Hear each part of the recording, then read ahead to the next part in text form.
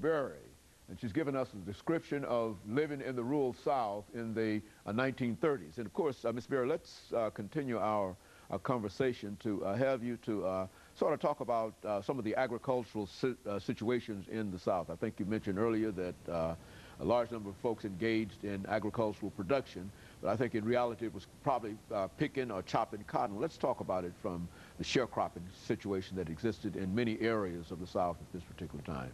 Yes.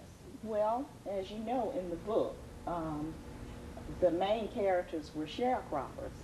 And we all know that sharecropping is not a profitable type of lifestyle. I mean, I've never known a sharecropper who became a multimillionaire.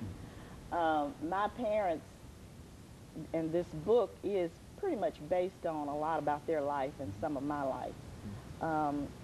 They did that because at the time they had very little education and they didn't have any skills and they had no other choices, they felt.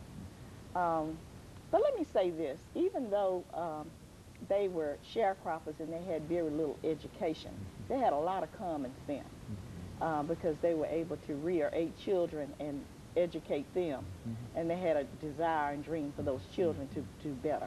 But the sharecropping system, of course, you know, it is basically tenants living on the land and being provided housing, food, and seed, and they harvest the land, and then in return they are to get a half of the revenue from the crops.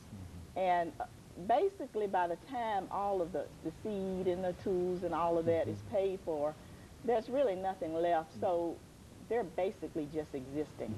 They're not going to ever get rich or really have anything. There's little upward mobility, as you say, as a sociologist, in sharecropping. Is that what you're saying? Absolutely, absolutely.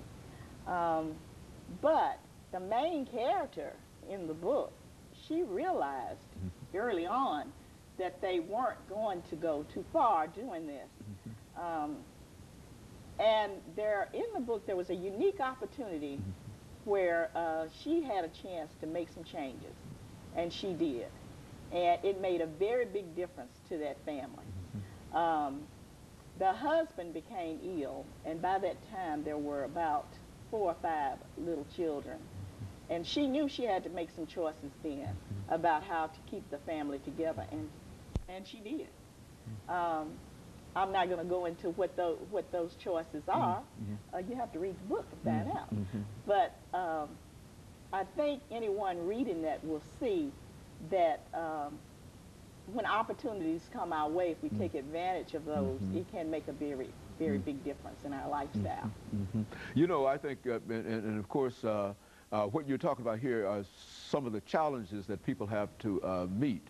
And regardless of the kind of social economic situation that people